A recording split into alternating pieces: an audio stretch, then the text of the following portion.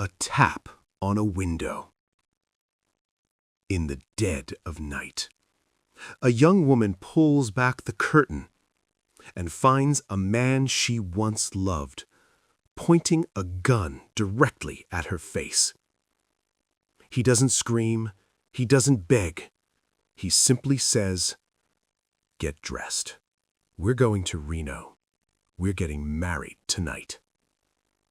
That man was Joseph James DeAngelo, the Golden State Killer.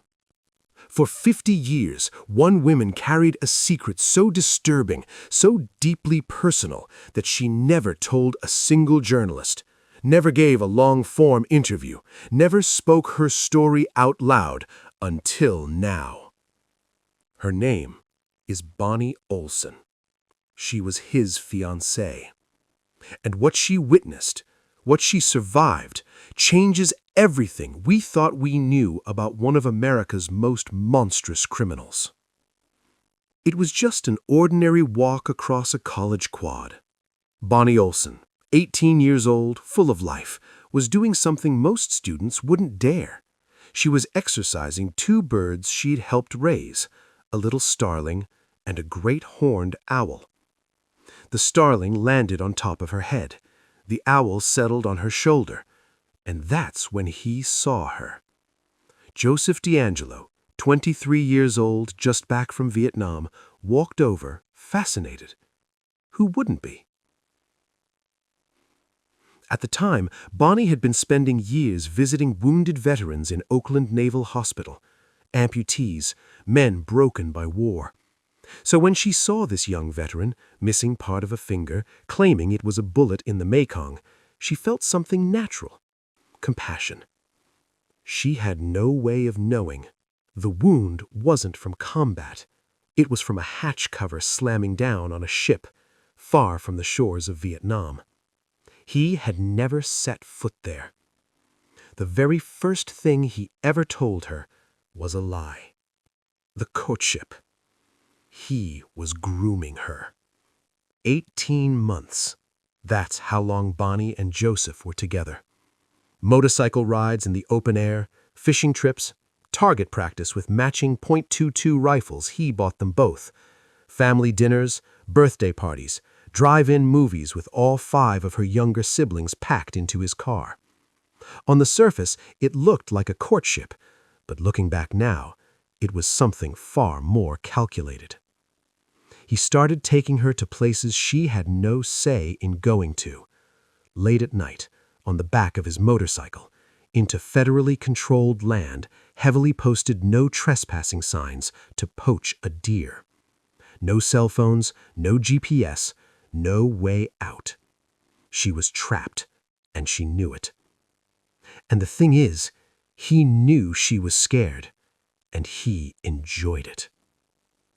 It took more and more to frighten her, and the more it took, the harder he pushed.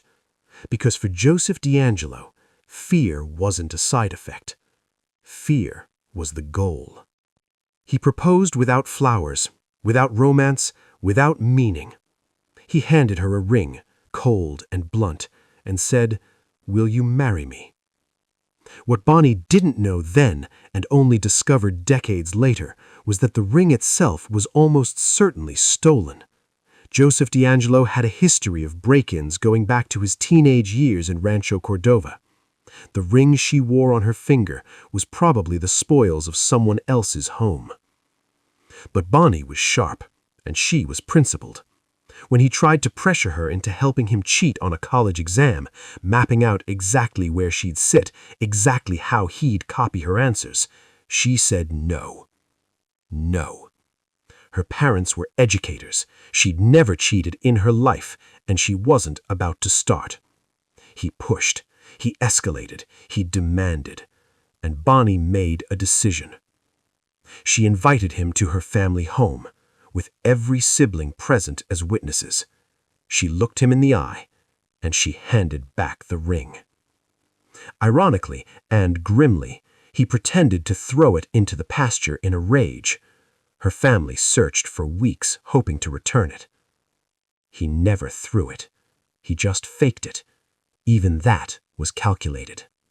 2 weeks later, the middle of the night. A farmhouse in a rural stretch of Sacramento Valley, surrounded by orchards, pastures, and silence. The nearest neighbor, too far away to hear anything. A tap on glass. Bonnie pulled back the curtain. Joseph D'Angelo was standing outside her bedroom window, holding a revolver, pointing it directly at her. Get dressed. We're going to Reno. We're getting married tonight. Think about that for a moment. Every member of her family except one was asleep inside that house. No guns, no neighbors within earshot, no way to call for help, and a man with a loaded revolver demanding she become his wife. What Bonnie did next took a kind of courage most of us will never have to find. She dropped the curtain, she walked to her parents' bedroom, and she woke her father. Her father, an educator, a school principal, a man who had spent his career talking weapons out of the hands of troubled teenagers, walked outside, unarmed, and spent 2 hours on that porch talking Joseph D'Angelo down. When he came back inside, he looked at Bonnie and said 3 words: "Go to bed." And that was it. He never spoke of it again. Not to Bonnie, not to her brothers or sisters, not to anyone. The secret stayed buried for decades. The gap. He was always watching him. Bonnie dropped out of school that semester. She couldn't risk seeing him on campus. She cut off his mother, a woman she genuinely cared about, because staying connected meant staying in danger. She moved forward. She healed. She built a life. And Joseph D'Angelo? He became a cop. Of course he did. A badge, a gun, legal access to addresses, power over people, control. It was the perfect cover for a man who had been rehearsing domination his entire life. And while Bonnie was raising her family, living her life, going about her days in the East Sacramento suburbs, the East Area rapist was hunting women in those same neighborhoods. She put extra bars on her sliding doors. She took all the precautions everyone else did. She had no idea that she already knew him. And he knew exactly where she lived, where she worked, every address, every move. He had it all saved in his computer. She was never invisible to him. She just didn't know it. He had been stalking her for 50 years. The Call. Italy, 2018. April 2018.